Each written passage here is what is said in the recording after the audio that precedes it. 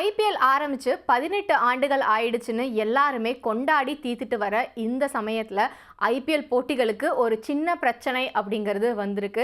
ஜம்மு காஷ்மீரோட பெஹல்காமில் நடந்த அந்த பயங்கரவாத தாக்குதல் அப்படிங்கிறது ஐபிஎல் போட்டிகள்லையும் எதிரொலிக்க ஆரம்பிச்சிருக்குன்னு தான் சொல்லணும்.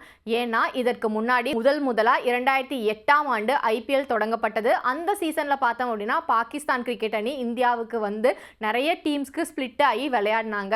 அதுக்கப்புறமா மும்பை குண்டுவெடிப்பு தாக்குதல் நடந்தது. அதனால பாகிஸ்தானை வந்து இதுக்கப்புறம் இந்தியாவில் வந்து விளையாட முடியாத சூழல் அப்படிங்கிறது உருவாச்சு. 17 ஆண்டுகளாக பாகிஸ்தானுக்கு இந்தியா வரதுக்கான தடை அப்படிங்கிறது இதுவரைக்கும் நீடிச்சிட்டு இருக்கு. ஐசிசி நடத்துகிற டோர்னமெண்ட்ஸ்க்கு மட்டும்தான் பாகிஸ்தான் வந்து இந்தியாவுக்காக வந்துட்டு இருந்தாங்க.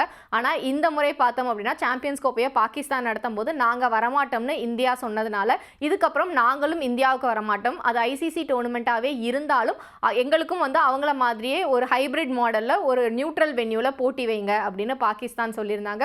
அதற்கு ஐசிசியுமே வந்துட்டு ஓகே சொல்லி அப்படி தான் அந்த சாம்பியன்ஸ் கோப்பை அப்படிங்கிறது நடந்தது. இதெல்லாம் வந்து ஒரு வகையில் முடிவுக்கு வந்துருச்சுடா, இதுக்கப்புறம் இந்தியா பாகிஸ்தான் போட்டிகள் இந்த மாதிரி தான் நடக்கும் அப்படின்னு எல்லாருமே நினச்சிட்டு இருக்கும் போது தான் இப்போ இந்த பெஹல்காம் தாக்குதல் அப்படிங்கிறதும் கிரிக்கெட்டில் எதிரொலிக்க ஆரம்பிச்சிருக்கு. இந்த தாக்குதலுக்கு நாங்கள் எந்த வகையிலையும் காரணம் இல்லை அப்படின்னு பாகிஸ்தான் சொல்லி இருந்தாலும் பாகிஸ்தானில் இருக்கிற ஏதோ ஒரு தீவிரவாத அமைப்பு தான் இந்த தாக்குதலை நடத்தியிருக்காங்க அப்படிங்கிறதான் குற்றச்சாட்டாக இருக்குது.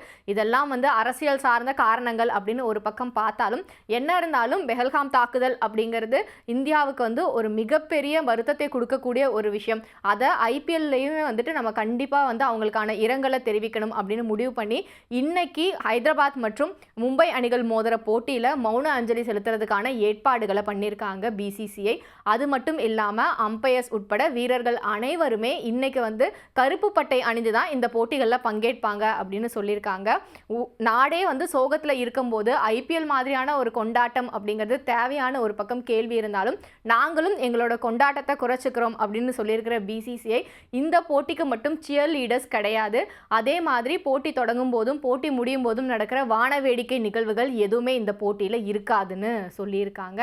சரி, இதெல்லாம் ஒரு பக்கம் இருக்கட்டும். அடுத்தது இந்த போட்டியை பற்றின சில விவரங்களை பார்ப்போம்.